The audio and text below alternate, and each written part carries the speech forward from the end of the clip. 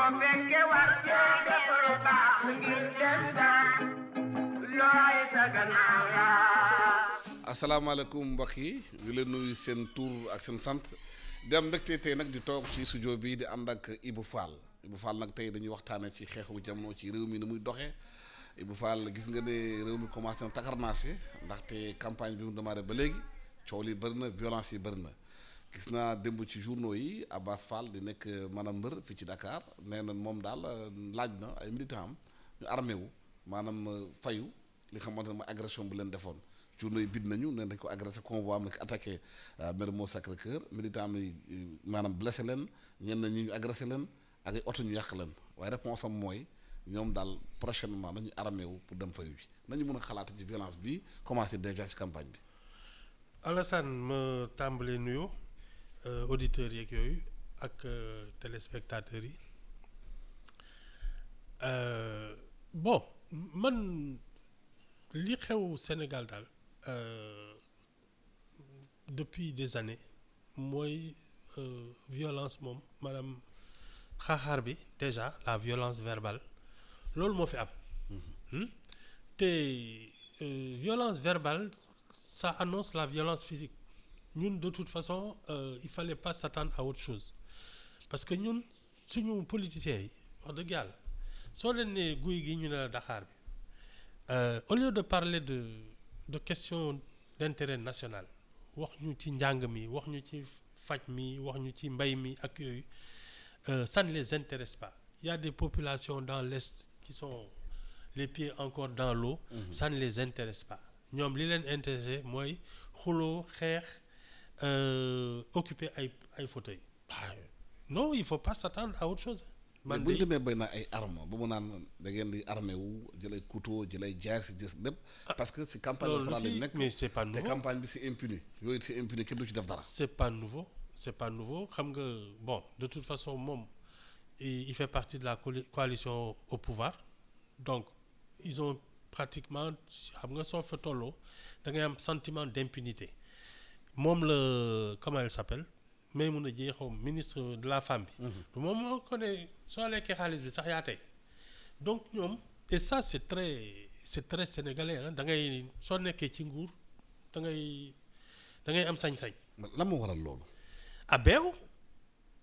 beew rek c'est tout hein c'est l'hybris da ngay foog ne soo nekkee ci ndënd la neex ngay def la neex ngay wax xam nga nag quand tu n'as pas d'éducation en plus ça va tout seul hein. mais en ce moment ana équité bi war a am ci diggante citoyen lan lay. waaw yow xanaa nekkoo ci Alassane. mais ça n'existe pas Alassane. man gisuma fi non amu fi benn régime boo xam ne indi na fi équité parmi les citoyens quand tu fais partie du pouvoir ce dossier su naree compliqué ñu teg ci seen tànk su dee nag tu es de l'opposition amoo bàjjen amoo nijaay saay soo sëqatee sax ñu def la ci kaso bi. mais pourtant rupture bi fa lañ doon xaar. loolu moo tax théoriser ko. nañu voter pour que il y ait plus d'équité plus de justice. non ça n'a rien à voir ñii day non ça c'est des propos de politiciens ñoom ñëpp ku ciy wut da ngay ne ñi fi nekk c'est une dictature sàcc lañu dañuy voilà. mais soo ñëwee ba toog quand tu prends la place des gouvernants tu fais pareil amul leneen man gisuma fii lu fii man te soo leen dégloo ils ont tous les mêmes propos c'est-à-dire que ñoom su ñu nekkee ci kii bi ci opposition bi. dañuy naan dund bi dafa cher su ñu ñëwee ci pouvoir bi danaa wàññi dund bi mais Alassane. ça c'est pour man c'est des histoires. Il faut que les gens gagnent leur vie convenablement. Du affaire où c'est pas le coût de la vie, c'est le pouvoir d'achat. Nit ñi dañu war a mën di dund normalement. mais problème bi Ibou Fall la. bu ñu gisee violence bi démarré. gis nañu aussi siège yu taxaw Dakar ci guddi gi 4 heures du matin ñu attaqué ko ba sapeur pompier yeewu di fay lakk ji am na aussi lu yàqu foofu. mais loolu bu ñu ci jëmee rien que 2 jours campagne mais fu ñu jëm. man de ça ne m'étonne pas. Le contraire m'aurait étonné parce que ñii ni ñu déjà le débat politique est violent fii kenn du fi wax jàmm da ngay jiñaate da ngay xaxaar da ngay saaga da ngay def la neex mais léegi nag avec la campagne les gens parce que xam nga en temps de paix les gens ne se croisent même pas du ñu dajoo. du ñu daje pardon mais nii tout le monde circule donc ki nga doon saaga soo ko su nekkul sa kanam mais saa yi sooy janooy da ngeen di xeex. mais est-ce que loolu trait de caractère sénégalais yi la ou bien politiciens yu mel noonu lan moo tax Sénégal accepte loolu violence boobu am ci réew mi de façon naturelle. c'est le niveau de débat ñun fii le débat vole en dessous de la ceinture xeex xuloo saaga moo fi am man dégguma leen ñuy wax waxi. mais lan moo tax politiciens am nañu incapacité élever débat bi. mais parce qu'on a autorisé n'importe qui à faire de la politique. Alassane man je suis pas d'accord pour que ku xëy mën déclarer parti commencer taxawaalu c'est l'élite qui doit faire de la politique da ngay am jaar-jaar. da ngay sottile am sooy déclarer parti da ngay am proposition de société tu parles d'économie tu parles d'éducation de santé tu fais des propositions ba ñu xam ne yow mii dañu war a am jury boo xam ne day lire say propositions seet ndax tu n'es pas dans des questions de séparatisme dans des questions de nu mu tudd affaire religion yooyu wala des questions d'ethnie parce que il faut que ñuy peser ñi nga xam ne ñoo war a diriger la scène publique ngay waxi nit ñi teg la peese la intellectuellement nga am un débat avec des gens qui sont des universitaires des juristes des économistes ak yooyu ñoo xam ne kii bopp bi fees la ñu doog la ne nag yow créer le parti est-ce que de population yi moo ko permettre est-ce que Sénégalais ñoo nangu loolu. Abdou Diouf moo ko def Abdou Diouf moo ko def c'est lui qui a autorisé n'importe qui à ouvrir un parti politique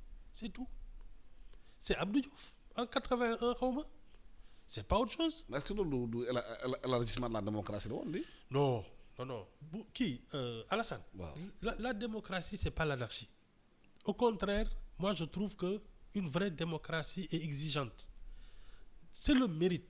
Tu peux pas autoriser n'importe qui à diriger un pays.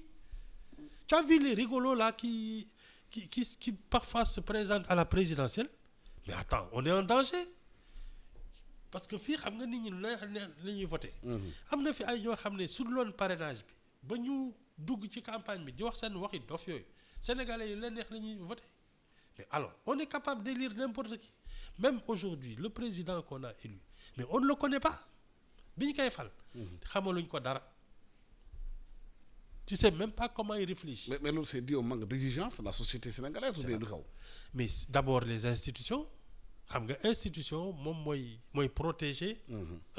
D'abord les citoyens ba pare protéger la République mais les institutions sont laxistes. mais est-ce qu'on n'est pas en train de payer aussi contre-coup bi xamante ne li ñu waroon investir jàngale bi pour xale yi am xam-xam ni ñu am xam-xam sabotage bi ñu def depuis les plans d'ajustement structurel est-ce que loolu mooy conséquence la ñu récolté. non les plans d'ajustement structurel. pour man dañu comment dire ça la qualité de l'enseignement déjà parce qu'il y a deux problèmes. Il y a le contenu de l'école. Et ensuite il y a la qualité de l'enseignement. Nous, on avait déjà un problème avec le contenu. Parce que l'école sénégalaise ne reproduit pas la société sénégalaise telle qu'on l'a connue. C'est-à-dire l'agriculture, l'artisanat, les métiers de tous les jours. Ñun loolu école duñu ko jàngal. Ça, c'est un problème. Mais su dee en plus mooy bi ñu fiy commencé naan dañuy recruter ay aile de dinde ak yooyu mais Alassane ça en fait trop. Problème bi mooy le contenu ne convenait pas. Parce que une école rurale qui apprend aux Sénégalais à être un paysan moderne, à un artisan, à devenir un industriel, parce que ça commence comme ça. Loolu defuñ ko fi. Deux nag, il y avait des gens qui ont été recrutés Alassane pour nekk instituteur jànguñu sax. mais loolu yëpp nag xamuñu ko ñu continuer di mbëkk di avancer y a pas de réforme y a rien du tout y a pas benn taxaw seetlu xam fu ñu jëm baaxul naka lañ koy mën a faram-fàcceewaat. mais ça c'était y avait deux pour man ñi ma doon protéger société bi ñaar lañu. C'était l'opposition qui devait dénoncer ces choses-là, parler de la qualité de l'enseignement, parler de la qualité de vie des Sénégalais. C'est pas leur problème. Les gens qui se sont opposés, ils ne voulaient que le pouvoir. te bi ñu fi yegsee mooy Ablaye Wade gis nañu nu mu demee. Ça s'est mal passé finalement. La deuxième chose c'est la société civile, la vraie société civile waxuma la ñetti droit de l'homme yi taxaw suñu kaw. C'est-à-dire les chefs d'entreprise, les syndicalistes, les waaw. mais lan moo expliqué ñoom seen silence ci société bi muy doxee la moo tax nga nekk un syndicaliste nekk un chef d'entreprise. C'est une société gis réew mi ni muy demee nga mel ni comme si toi tu es à l'écart du pays. C'est une société d'abord de connivence ñun fii soo fi wax ay dëgg sax dañ lay mere. D'abord. Ensuite, bon, tu as vu les syndicats, ils sont tous affiliés plus ou moins à un parti politique. Donc, moi, il y avait le responsable, moi, la CNTS, qui a longtemps la participation responsable. La participation responsable. Elle a longtemps accompagné le pouvoir socialiste. Les autres, ils s'étaient plus ou moins alignés à l'opposition. Il y avait une fédération, une SAS ak yooyu. On les a identifiés plus ou moins comme état de centrale à l'opposition. Donc c'était devenu pratiquement des politiciens. mais li nga wax sax dafa am solo da nga ne fii ku ci wax dëgg ci réew mi ñu mere la. est-ce que loolu moo tax Aminata Sow Fall bind livre am boobu l'empire du mensonge.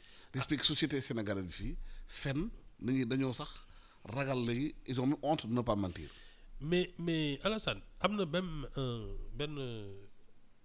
un adage là, un proverbe dañ leen ne fu jàmm am nit xam na fa lu mu waxul.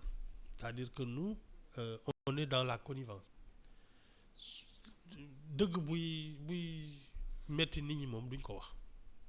Au contraire, et puis on a un problème même culturel avec l'exactitude, la ponctualité, la rigueur, la vérité, les calculs. On a un vrai problème culturel avec l'exactitude. Xam nga nag quand justement on a cette manière de tout faire à peu près, mais même la vérité c'est à peu près. Mais est-ce que société bu mel noonu mën nañu xaar développement am foofu. Il faut juste un vrai leader hein. Comment nee naa leen kuy defar dëkk bi du ñu neex. Quelqu'un qui va pas faire dans la démagogie et le populisme da ngay doore. Mais est-ce que kooku mën a yore réew. Je te donne un exemple très simple. Fii xam nga fii gouvernants yi depuis bi ñu fi yee chaque fin du mois ñu gàddu seen ay bale ne nañ dem defar. Mais Alassane ñoom leur fonction c'est d'interdire qu'on salisse. Oui, absolument. Hein? Waaw. Da ngay bàyyi nit ñi tilibal après tu prends ton balai. Président buy bale. Prévention. Attends mais yooyu la ñuy def. Da ngay tere kuy bale ku fi tilibal kuy tilimal tu le fais payer et puis waxuma la ay amende 1000 francs ki 2000 ay 200 300 000 1 million léegi nga gis sama gars yi toog. mais bu fekkee ñoom ñoo jiitu nag si bopp ñoo njëkk saltal nag. moo tax ma ne la nous d'abord on a un problème avec la rigueur parce que la rigueur la saleté la propreté en fait partie. toog fii defar ko ba mu set mais c'est ça le début de la rigueur te ñun loolu suñu yoon nekku ci. ci campagne bi ni nga ko waxee coow li bëri na gis nañu Ousmane Sonko def révélation wax na salaire am ñaata lay am par mois 4 millions et quelques nee na defoon bradage nga xamante ne prison Rebeuss 8 milliards lañ ko bëggoon jaay annulé ko Cap Manuel tamit dañ ko bëggoon jaay te neen am na benn ancien bu régime bu yore ci compte am lu mot 1000 milliards ci benn compte. Man d'abord je suis curieux de savoir quelle banque va accepter de mettre 1000 milliards dans le compte d'un particulier. Sans justificatif foog naa banque bu ko def day tëj parce que y a le contrôle de tout ça soo ko justifié wul moom et je ne vois pas une banque accepter d'encaisser 1000 milliards dont la provenance n'est pas justifiée. Est-ce que waruñu dem laaj plus d'information ba gën a leer ñu xam kan la parce que benn Sénégal bu yore 1000 milliards ci compte Alassane je n'en crois pas un mot. Ah oui? Non. Pourquoi? Non, parce que je ne vois pas une banque sérieuse ouvrir un compte d'un particulier def fa 1000 milliards. Mais mon premier ministre la tamit il a accès à des informations. Alassane kii c'est un politicien en campagne. Ah bon? Oui te lii muy wax amaluñu benn njëriñ tu sais moom déjà on attendait ses propositions de société à la déclaration de politique générale defu ko seen Sénégal 2050 boobu seen guy boobu vraiment c'est des généralités La campagne est une occasion pour dire aux Sénégalais comment il entend nous sortir de la pauvreté et du sous-développement mais ay fii ay sàcc la ñoo jaay nañ fi rëbës amaluñu njariñ. waaye ñu ngi déglu campagne bi ñoom ñëpp pratiquement on a l'impression que y a une confusion diggante campagne présidentielle ak campagne législative parce que on ne comprend pas discours yi parce que boo nekkee bëgg nag député doo wax ay waxu peut-être coût de la vie est-ce que loolu député mën a gérer loolu. Man en fait pour man y a deux catégories de coalition. dafa am coalition yoo xam ne je pense qu'elles sont pas plus de 5.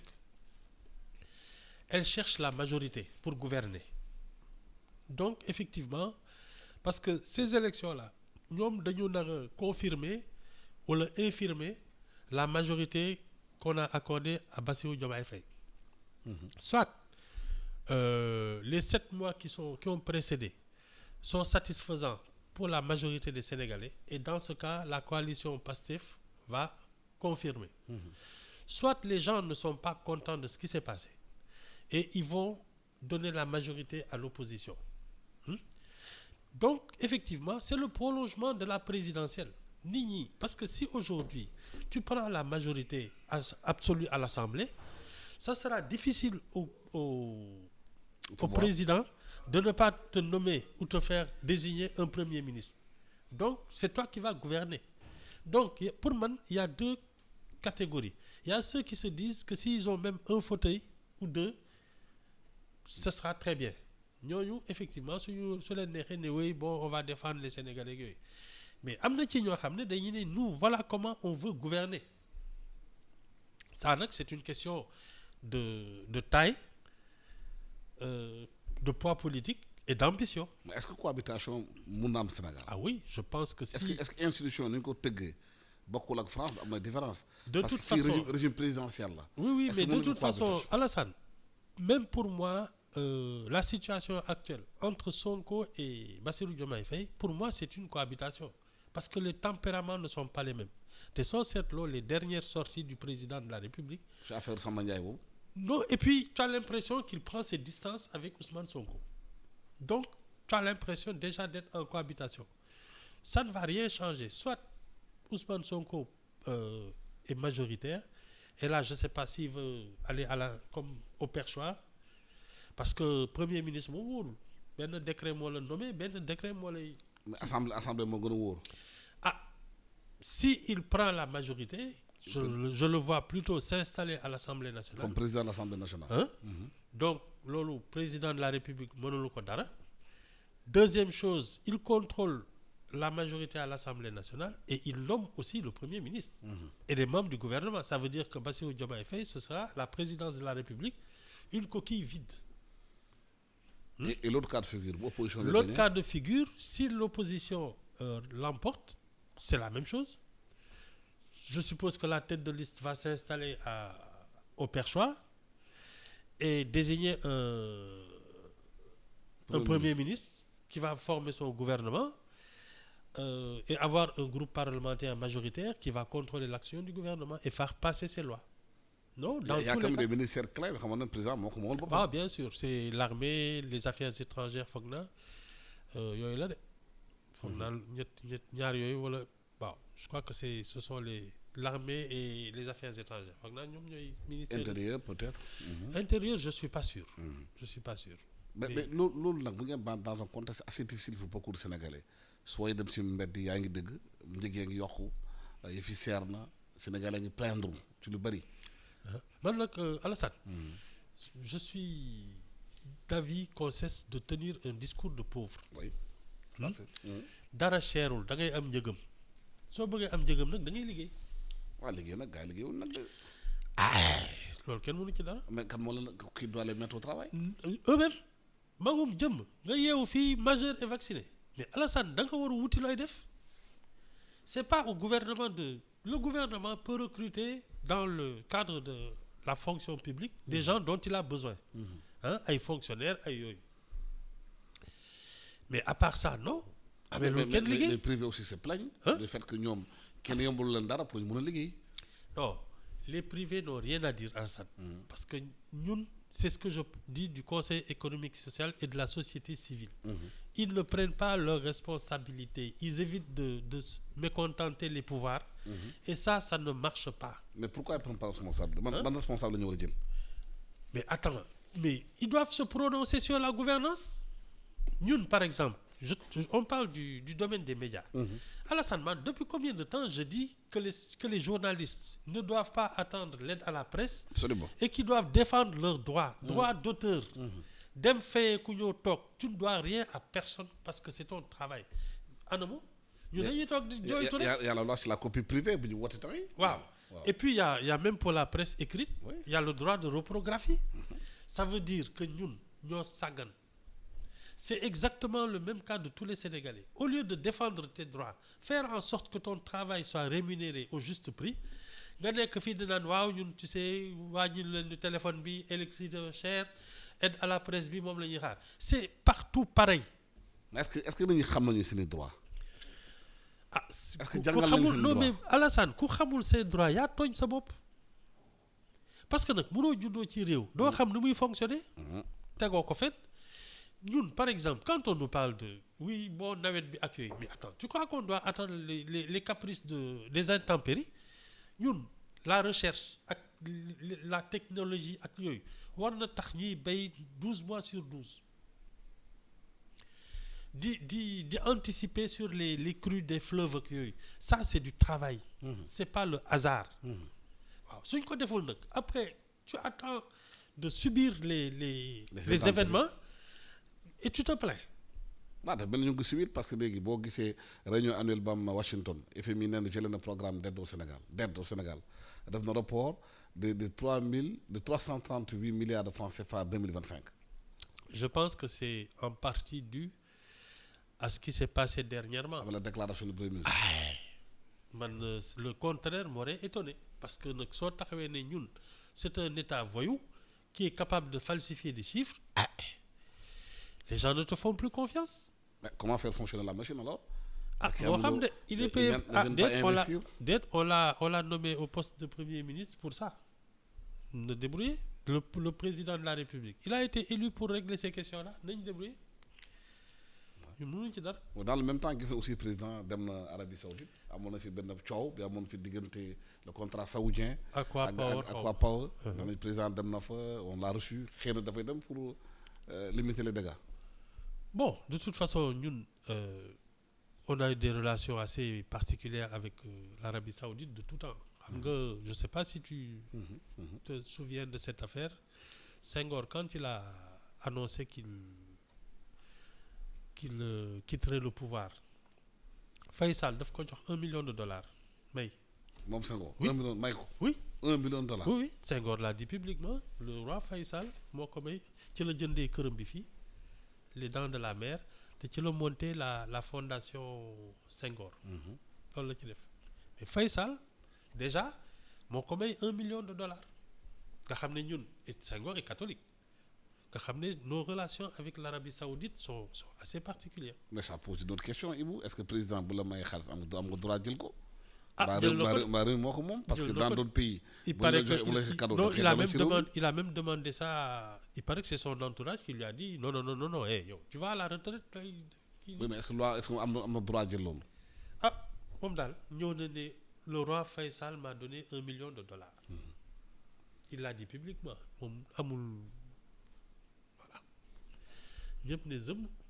waaw mais loolu daf ci permettre aussi ñu dem ci benn point bi xamante ne ma jàmbar soulevé ko temps yi nee na protocole de Cap Manuel amoon na. kii di premier ministre Ousmane Sonko négocié na. Macky jox na ko des moyens financiers et des moyens matériels.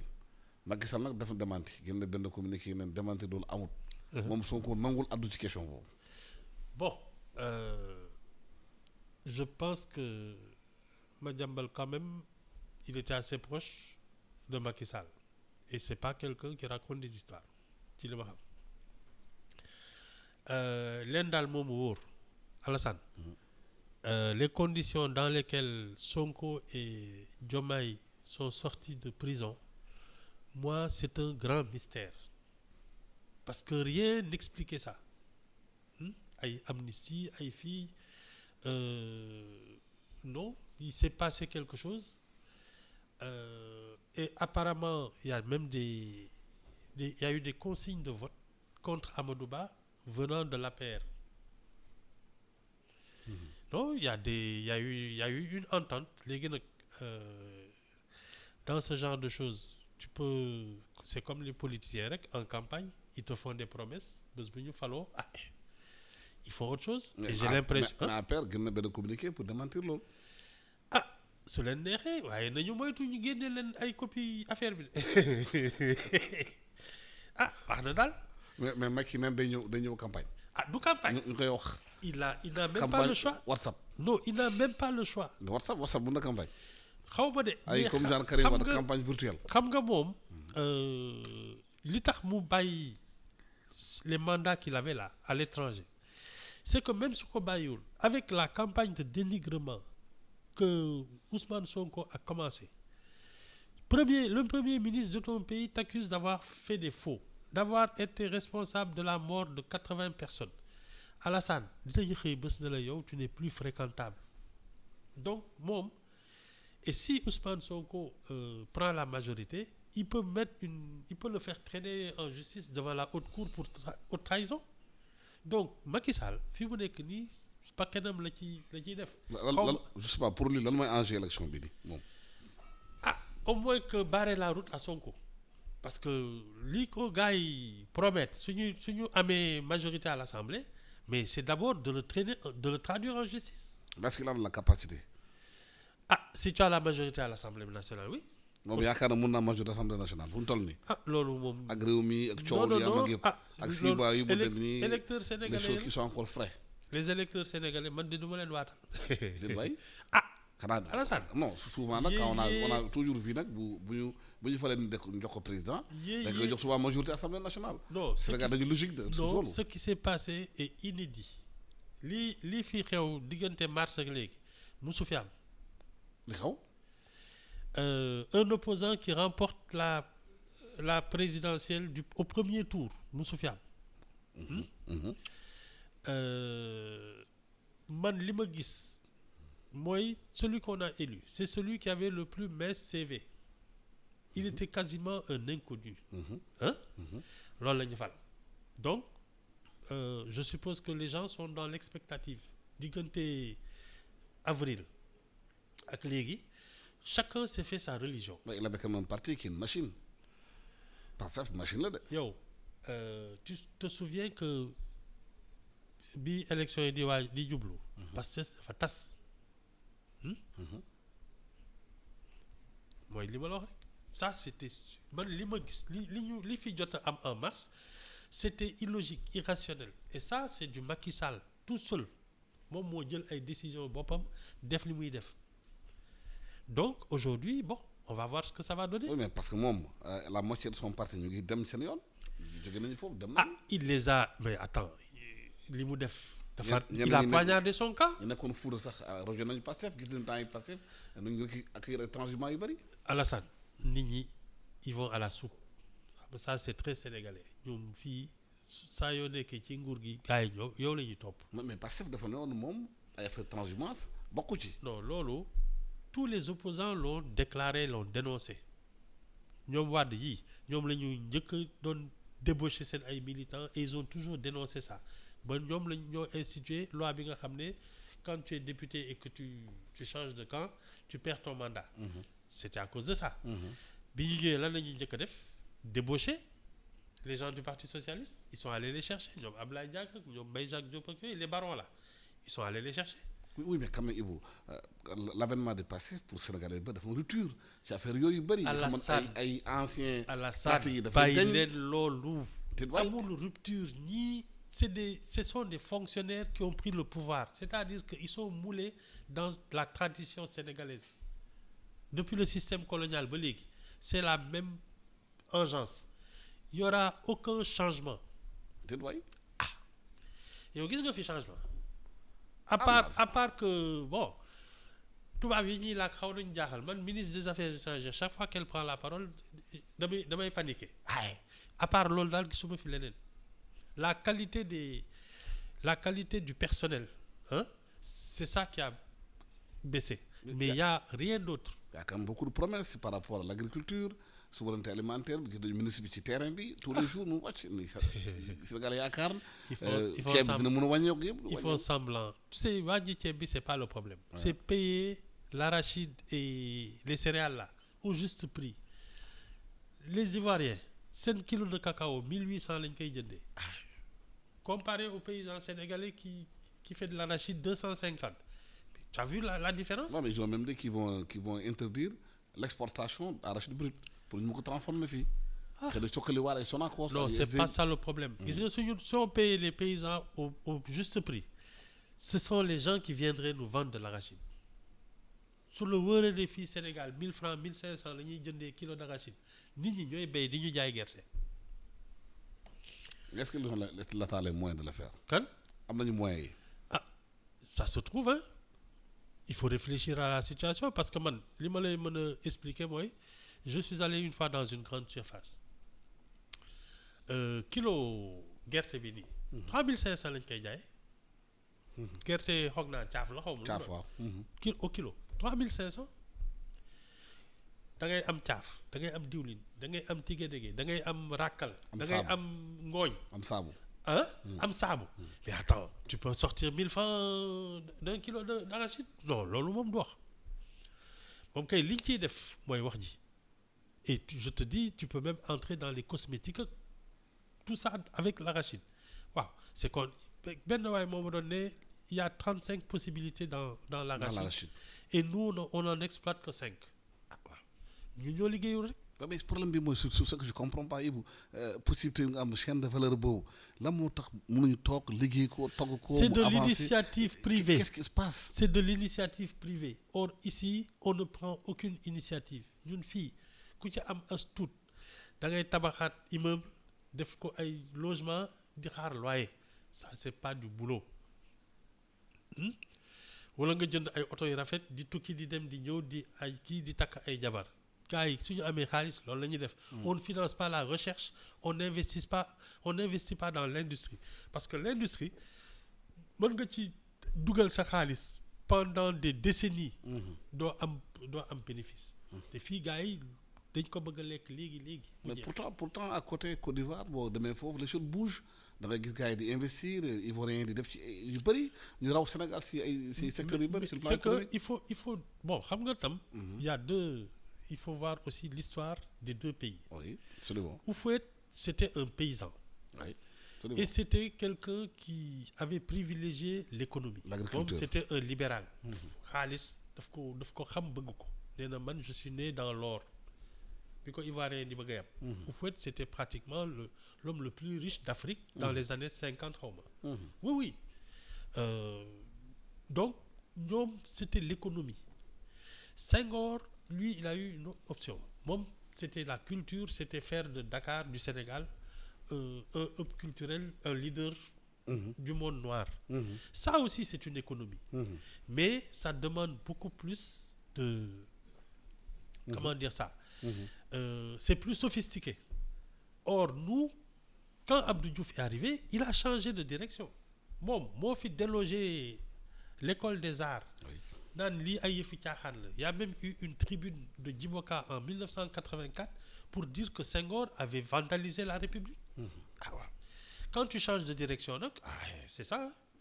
Oui, parce que un pays de tourisme de culture nga xam ne tous les 3 mois ou tous les mois tu as un festival qui fait venir le monde entier. Tu vends ton savoir-faire, c'est-à-dire quand tu veux t'habiller, tu viens à Dakar.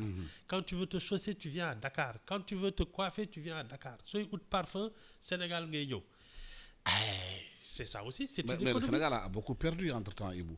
Bu ñu xoolee léegi. On a changé de direction. ñu bëri nee nañu l'instauration de la journée continue am na impact ci famille yi. mosuñ ko évaluer. Bien sûr. te loolu moo yàq famille yi xale yi doon yar ci bool bi. La vie familiale oui la vie familiale. waaw est-ce que loolu la ñu gis léegi ci mbedd yi. C'est la vie familiale qui a été déstructurée.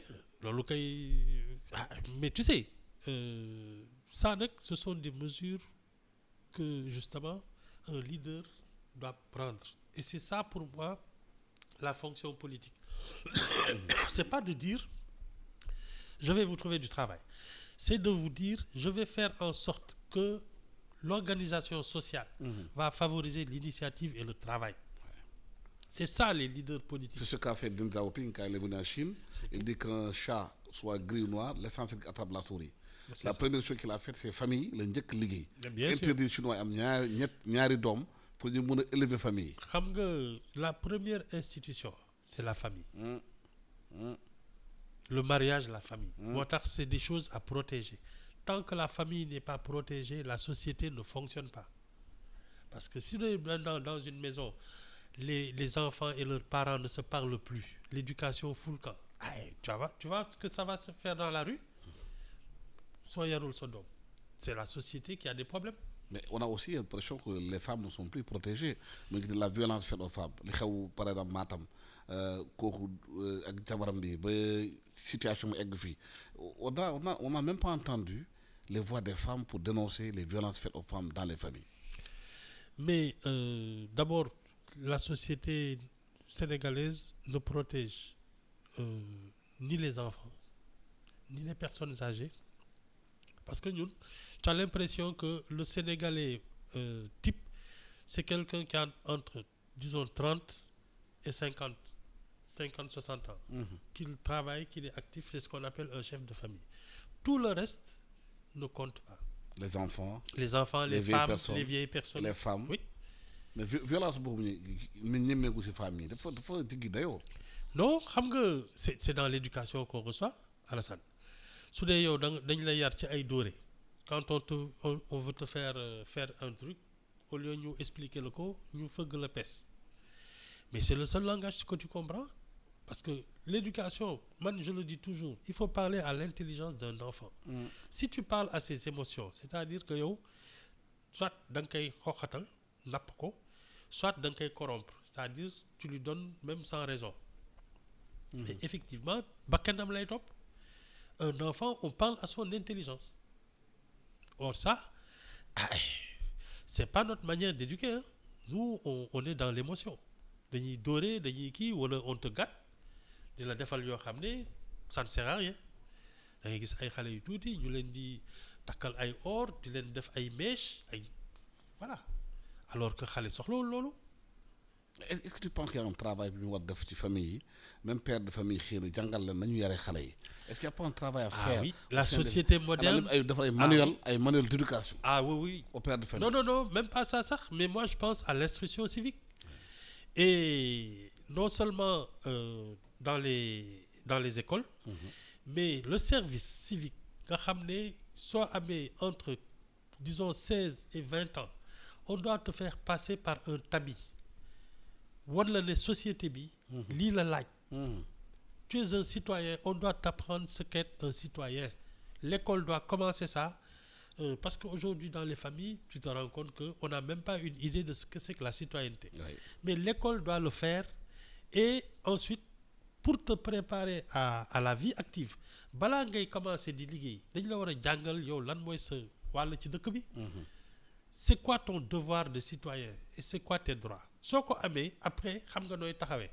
Et ça te permet ensuite quand tu fondes un foyer de savoir comment éduquer tes enfants. Et ça, nous on est dans une période où il faut redresser les gens. Mais est-ce que justement on ne doit pas faire intervenir l'armée ci civisme boobu? Il faut dans les camps militaires, dans les régions, militariser la société. Prendre les jeunes en charge dans les camps militaires pendant les vacances. Jàngal citoyenneté. Il faut militariser la société. Man, j'en suis convaincu. Il faut militariser la société sénégalaise. Et tu sais, jusqu'aux prisonniers, les détentions là, jël ay nit dajal leen ci benn kaso. Moi je trouve que ça ne sert à rien. Da ngay jël ñi nga xam ne ils doivent une dette à la société. D'abord, tu leur réintroduis le sens de la citoyenneté et du civisme. Et ensuite, tu leur fais payer leurs dettes, c'est-à-dire ils vont travailler. Les travaux d'intérêt général. C'est ça. Il faut militariser la société parce que ñun nii ñu demee nii ça part dans tous les sens. Oui, parce que il y a une grosse inquiétude ci réew mi nu muy pëccëxoo nu muy. C'est la citoyenneté qui est un problème. Et les gens se demandent camp militaire yi nekk ci région yi la moo tax état lu ñu jël pendant les vacances wala defar vacances citoyennes jël xale yi dugal leen ci camp yi. tàggat leen jàngal leen li nga xamante ne moom mooy civisme jàngal ay métiers. Comme ça 3 mois yi au moins une petite formation à quelque chose. Alassane, moi je suis même pour qu'on crée des villes garnisons, c'est-à-dire dans les départements là et surtout dans les frontières des villes garnisons nga xam ne tu as des militaires qui sont en majorité foofu une école un Prytanée et ensuite une formation quelle qu'elle soit nag maintenant ñii ils font de la recherche ñii de l'agronomie ñii c'est des ingénieurs ñii ils sont dans les métiers des armes mais il faut des villes garnisons qui vont militariser et puis ça va en même temps permettre de sécuriser les frontières parce que tout ce qui se passe dans chez nos voisins là mu ngi ñëw il nous faut des villes garnisons ensuite ce sont de grands chantiers parce que construire de nouvelles villes ça crée de l'emploi ça crée de emploi yu l'emploi bëri te boo amee gaz ak pétrole war ngaa jël xaalis boobu xëy na il dugal faut fa faire attention à nos voisins et moi je suis pour que tu sais les villes garnisons là nga xam ne tu vois une ville où il y a quoi 50 000 80 100 000 personnes ils ont déjà une culture de la République et de la citoyenneté parce que l'école qui sera le centre de santé tout ça c'est vraiment la République qui crée une nouvelle société et ça c'est important il nous faut des villes garnisons parce qu'on a vu ce qui se passe au Rwanda quelque part leadership Kagame tax na Rwanda aujourd'hui qualifié c'est un militaire comme la plus belle ville du monde la ville la plus propre du monde oui c'est un militaire et c'est la rigueur la plus c'est de la rigueur la plus verte d'Afrique je te dis c'est de la rigueur il y a pas autre chose ay nekk noonu fii dara garaawul koo fi kii mu ne la xaaral ma dem seeti sama nijaay comme ça ñu bañ ma dóor yooyu taxawul un pays il s'organise est-ce que rigueur boobu am nag démocratie bi ñu woote si la démocratie est une organisation rigoureuse démocratie c'est pas du hasard ce qu'on fait là c'est quoi hein di xew ci réew mi démocratie wala non c'est de l'anarchie c'est du désordre ñun fii nga xam ne lu neex waaye mu def tu peux t'installer n'importe où sur la chaussée ak yooyu c'est pas de la démocratie parce que c'est le bien public da ngay gis ku ñëw rek ne man fii laay installé sama yoon non c'est pas de la démocratie la démocratie c'est de respecter l'intérêt général ba mu njëkk Côte d'Ivoire loo ma njëkk frappé gisuma nit ñi di jaay ci buntu boutique yi marchandise yëpp ci biir boutique yi la nekk tali bi amul policier waaye foo dem feu rouge da nga gis feu rouge dafa ànd ak radar maanaam ce numéro de téléphone portable loolu la ñuy boole ci permis tu sais même boo brûler feu rouge da lay envoyer amende tu sais même les petits commerces là d'abord il faut introduire l'apprentissage l'enseignement du métier dès l'école nga xam ne à partir de 15 ans téye boutique nag ça doit pas être très compliqué au moins être boutiquier deux même la cartographie des villes war nañu mën a ne fii lay boutique di am ak fii du fi am waaw un commerce ça s'organise